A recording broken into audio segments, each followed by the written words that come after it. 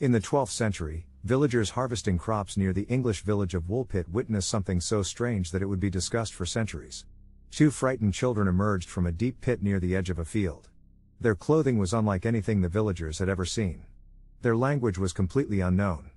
But it was their appearance that stopped everyone in their tracks. The skin of both children was a vivid shade of green. The villagers approached cautiously. The children appeared terrified and confused, as though they had been dropped into a world they did not recognize. They spoke rapidly to one another in a strange language that nobody could understand. Local farmers searched for parents, relatives, or travelers who might explain their presence, but nobody came forward. As news spread through Woolpit, rumors began to grow. Where had these children come from? At first, some villagers feared the children were supernatural beings. Medieval England was a place where stories of spirits, omens, and strange creatures were taken seriously. The children's unusual appearance only fueled those fears. Yet despite their strange skin and unknown language, they appeared completely human. They cried when frightened, shivered in the cold, and seemed exhausted from whatever journey had brought them there. But their greatest mystery was yet to emerge. The children were taken into the care of a local landowner and offered food. Fresh bread was placed before them. They refused it. Meat was offered. They refused that as well. Bowls of vegetables, fruit, and cooked meals were brought one after another, yet the children would not eat any of it. Days passed, and concern began to grow. The children appeared hungry, but nothing anyone offered seemed acceptable.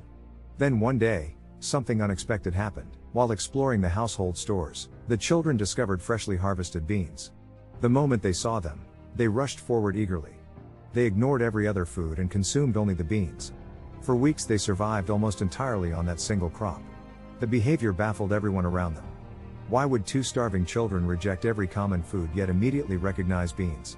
The answer seemed important, but nobody knew what it meant. As time passed, the younger child, a boy, became increasingly weak. Despite receiving care, he struggled to adapt to his new surroundings. The strange journey that had brought him to Woolpit appeared to have taken a heavy toll. Meanwhile, his sister gradually grew stronger. She began observing the people around her and slowly started learning their language. Villagers hoped that once she could communicate, she might finally reveal the truth about where they had come from. The boy's condition continued to deteriorate until he eventually died. His death removed one of the only witnesses to the mystery. Now all hopes rested on the surviving girl. As her understanding of English improved, villagers began asking questions. They expected her answers to solve the mystery. Instead, every detail she revealed made the story even stranger. The more she spoke, the less anyone seemed able to explain what had happened. When asked where she came from, the girl described a place called St. Martin's Land. According to her, everyone there had green skin just as she and her brother once had. Even more puzzling was her description of the landscape. She claimed her homeland existed in a perpetual twilight. The sun never shone brightly there. Instead, the land remained in a dim light, as though trapped between day and night. No such place was known to anyone. The girl explained that she and her brother had been tending livestock when they heard the sound of church bells. Curious, they followed the noise through what she described as a cavern or tunnel. After wandering through darkness, they eventually emerged into the bright sunlight of Woolpit. Disoriented and frightened, they found themselves in a world unlike any they had ever known. It sounded impossible. Yet the girl never changed her story. The villagers struggled to understand her account. Had the children wandered from some distant kingdom? Had they become lost in underground passages? Or was their story evidence of something far stranger? The idea that two children could emerge from another land hidden beneath the earth seemed absurd. Yet no explanation fully accounted for their appearance, language, or mysterious green skin.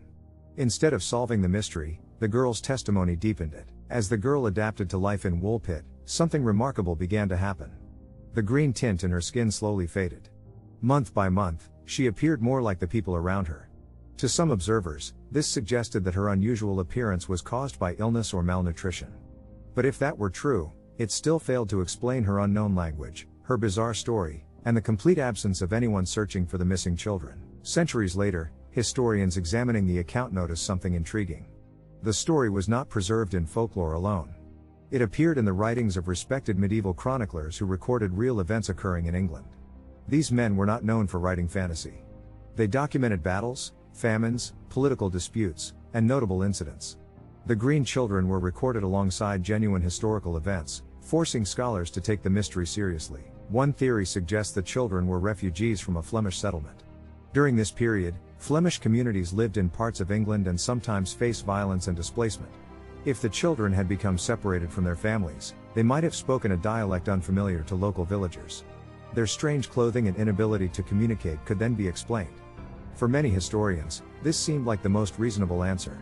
But problems soon emerged. The Flemish theory explains some details, yet leaves others unanswered. Why would refugee children describe a land where the sun never fully shone? Why would they insist everyone there had green skin? And perhaps most importantly, why was their language completely unintelligible? Even if they spoke a foreign dialect, someone in the region might have recognized fragments of it. Instead, witnesses claim nobody understood a single word they spoke. Another explanation focuses on the children's appearance. Some researchers suggest they suffered from a condition known as chlorosis, a form of anemia that can give the skin a pale greenish tint. Malnutrition might also explain why their color faded after receiving proper food. At first glance, the theory appears convincing. Yet it creates a new problem. Medical conditions may explain green skin, but they cannot explain the children's extraordinary story. Then there is the mystery of St. Martin's Land itself. No known kingdom, village, or region matching the description has ever been identified. Historians have searched maps, records, and medieval accounts for clues. Some point out that St. Martin was a popular religious figure during the period, making the name plausible. Yet no location resembling the girl's description has ever been found. It is as if the place existed nowhere on Earth. As researchers dug deeper, they discovered another curious detail. Medieval people often used symbolic language when describing spiritual experiences. Some scholars propose that the story might not be literal at all. Perhaps the children represented outsiders entering Christian society. Their journey from darkness into light could symbolize conversion or transformation. It was an elegant theory. But there was one problem. The chroniclers described the children as real people. If the account was symbolic, why include so many specific details? Why mention their diet, their clothing, their language, and the death of the boy? These details feel less like a moral lesson and more like eyewitness observations. The more historians analyzed the story, the harder it became to dismiss entirely. Every attempt to explain it seemed to solve one mystery while creating another. The puzzle refused to stay neatly contained. A more controversial theory emerged in modern times. Some researchers wondered whether the children might have stumbled into Woolpit from an isolated underground community. Across history, stories have circulated about hidden settlements beneath the earth. Most are dismissed as legend. Yet supporters of the idea argue that the girl's description of perpetual twilight sounds surprisingly consistent. Could the children have come from a place hidden from the surface world? The theory grows even stranger when considering the church bells. According to the girl, the sound guided them through darkness before they emerged into Woolpit. Skeptics argue that bells can travel surprisingly far through caves and tunnels. But others believe the detail suggests a crossing between two worlds rather than a simple journey underground. Whether viewed as folklore or history, the story now enters territory where certainty becomes almost impossible to find. By the time the girl reached adulthood, she had become fully integrated into English society. Historical accounts suggest she eventually married and lived a relatively ordinary life. Yet despite adapting to her new world, she never abandoned the story of where she came from. She continued to insist that St. Martin's Land was real. For historians, this creates a difficult question. Was she preserving a genuine memory, or repeating a story she had convinced herself was true? As centuries passed, the mystery refused to disappear. New generations of researchers returned to the same handful of clues, hoping to uncover something previous investigators had missed. They compared translations, analyzed medieval customs, and searched for overlooked references in ancient records. Yet every trail eventually reached the same dead end. The children had appeared suddenly, left behind an extraordinary story, and then vanished into history. One of the most puzzling aspects remains the language. Entire communities have disappeared throughout history, but languages rarely vanish without a trace. If the children truly spoke a foreign tongue, why has no scholar ever identified it? Some linguists believe the descriptions may have been exaggerated. Others argue that the language could have belonged to a small, isolated population that eventually disappeared. Neither explanation fully satisfies the evidence. Then there is the question of the pit itself. Why were the children discovered there? Some accounts describe it as a wolf pit, a deep trench used to trap dangerous animals. Others suggest it was simply a hollow in the landscape. Yet if the children had emerged from a tunnel, cave, or hidden passage, the location becomes far more significant. The pit may not have been where their journey began. It may have been where it ended. Modern investigators have attempted to reconstruct the geography surrounding Woolpit during the 12th century. The landscape was very different from what exists today. Forests stretched across large areas, villages were smaller, and many routes have long since disappeared. If evidence once existed to explain the mystery, it may have been lost centuries ago. The physical clues that could have solved the case may no longer exist. Some historians believe the answer is hiding within ordinary events. Perhaps 2 displaced children wandered from a forgotten settlement.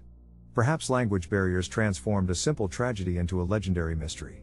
Human beings often fill gaps in knowledge with imagination. Over time, details become distorted, stories grow larger, and mysteries take on lives of their own. It is an explanation that sounds reasonable. Yet many questions remain unanswered. Others point to the remarkable consistency of the core story. Across different accounts written by different chroniclers, certain details rarely change. 2 children. Green skin. An unknown language. A diet consisting almost entirely of beans.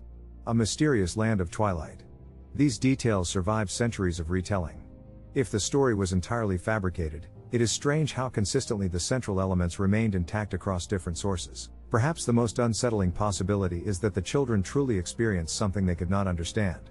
Imagine being young, frightened, and suddenly separated from everything familiar.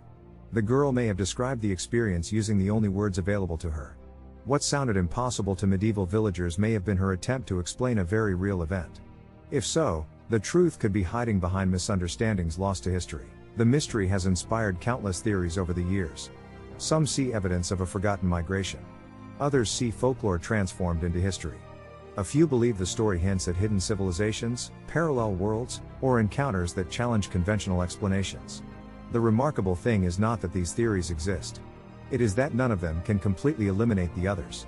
The uncertainty remains as powerful today as it was 8 centuries ago. Even with modern technology, vast archives, and generations of scholarship, nobody has produced a definitive answer. The green children of Woolpit remain suspended between history and legend. They occupy a rare space where documented accounts, unexplained details, and human imagination collide. Every attempt to solve the mystery reveals another layer beneath it. And perhaps that is why the story continues to fascinate people around the world.